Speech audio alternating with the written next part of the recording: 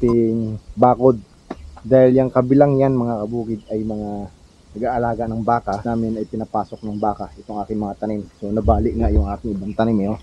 Ito, nabali. Oh, ito na nga mga kabukid. Mainit talaga. So mahaba po ito eh. Mula doon hanggang doon. Yun, ito ang CR. Ito na ang update dito sa ating vlog. So ito na yung CR na gagawin natin para kasi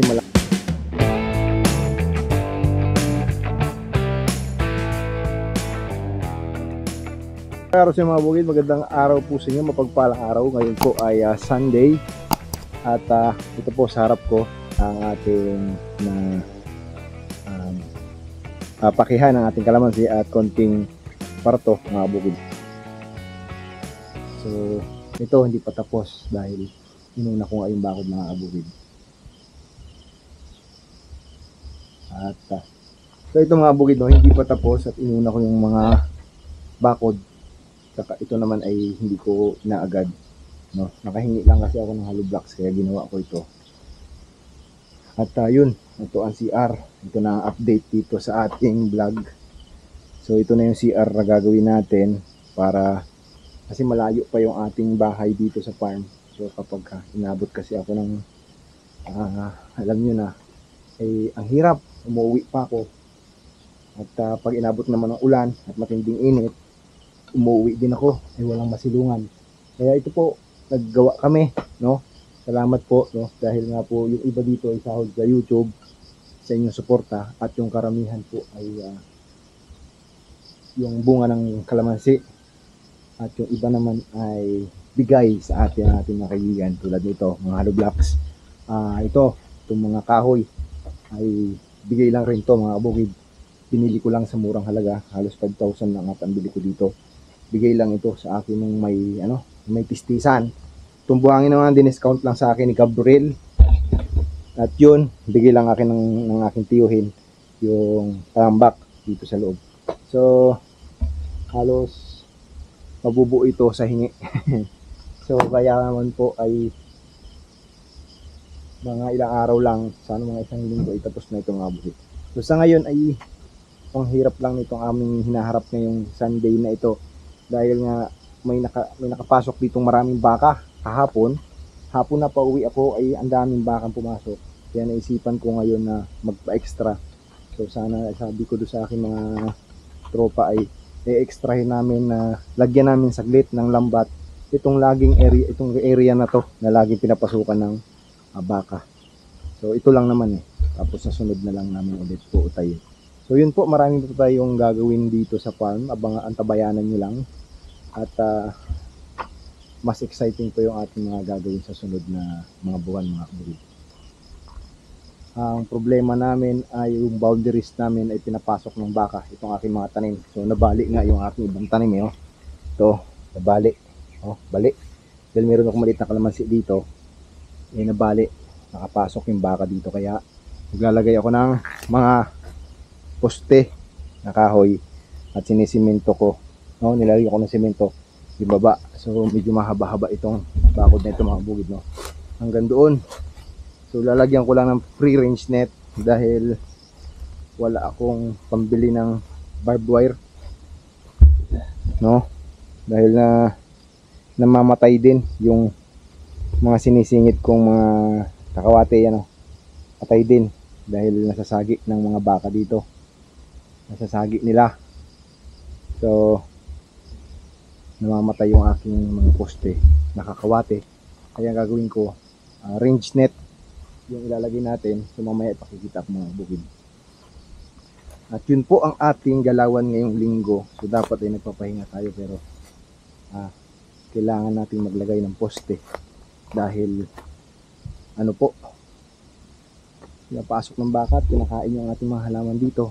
Ito, no? Malaki na kasi itong ating longkong dito mga bukid.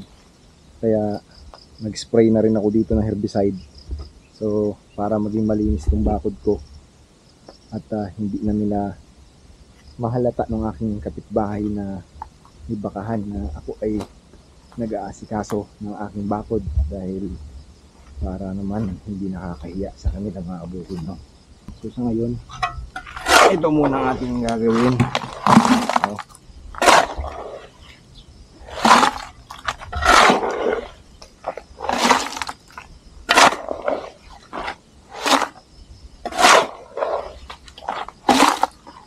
nilalagay ko kasi ito mga bukid sa ano, doon sa mga butas na ginawa ko at para salpakan natin ng kahoy at pagkakabitan natin ng range net.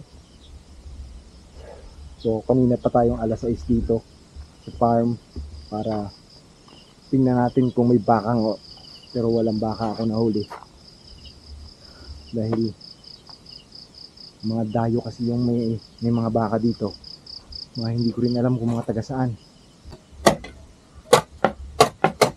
Lalim ka. Ha? Lalim din. Malalim din yan.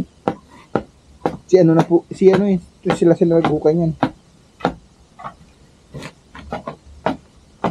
Ito.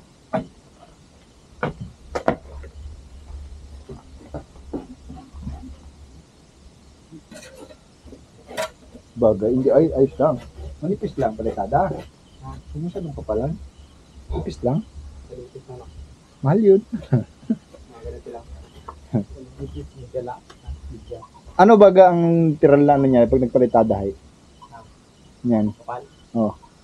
Dito. Uno gito hay. Uno. Yun ang normal na uno, no? Tansian lang to, no? Yun ang habulin ng tansian. Ah. Bagay, pantay naman to eh. Pwede nang kuskus pahid yan? Ito? Kuskus pahid lang? Anahin? Kuskus pahid lang ito. September na no? Magapasko na. Malapit na magpasko. So ngayon ay kami ay naghahalo ng semento dahil doon sa aming human mixer. Sipag kanya, ayan na. Tuloy. Malapit na mag-September po. Pasko na. Gata tayo, Ben. Gata ng ulam bukas, manok. Gata ng manok. Para masarap ang higop abaw. Higop abaw gida. Ito CRO. Nag-ulan lang rin pala dito, tol ay. Mahina. Pero makabuhay na yun ng ano, dahon. Ano man lang, makasipsip man lang. Tigas agad oh. Tigas agad ay.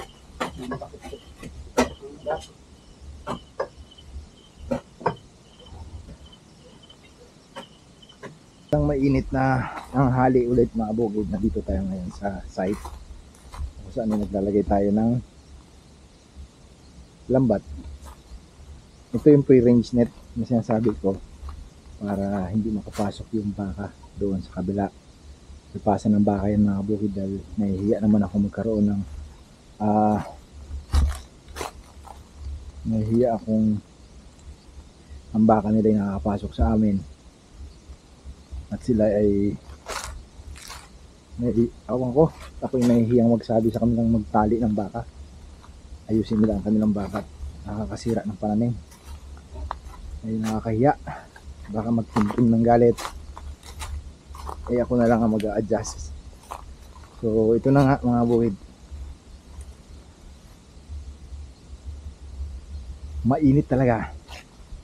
So mahaba po ito eh, mula doon hanggang doon 100 meter, hindi pa abot sa dulo, isa pang 100 meters.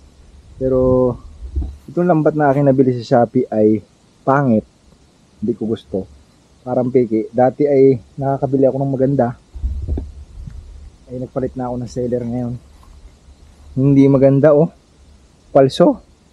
Ewan ko sa inyo kung nakabili na rin kayo ng ganito mga bukid, hindi maganda. Kaya ang babago ako ng seller. So ito ngayon ang aking o-order ako ng mas maganda.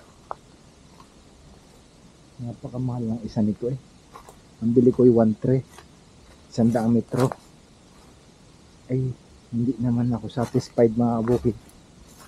Hindi ito yung magandang telang dati kong binibili sa kanila. Hindi ganitong kagandang, parang mahunang lubid ito.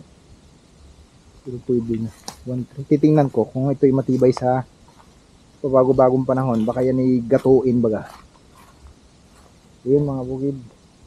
Ang ngayong araw ay ano na, tanghali na. Tapos na rin kami. Kakabit na lang namin ang laylayan. At uuwi na rin kami maya-maya.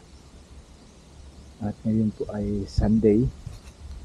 So, may ipopost ko siguro ito ng baka Tuesday pa. Dahil hindi ko po kayang i-edit agad. So yun po mga bukid, no? Maraming salamat po. Sana po ay ituloy po yung suportahan itong aming channel. At yun po, uwian na po. Maraming salamat po sa inyo. Alam.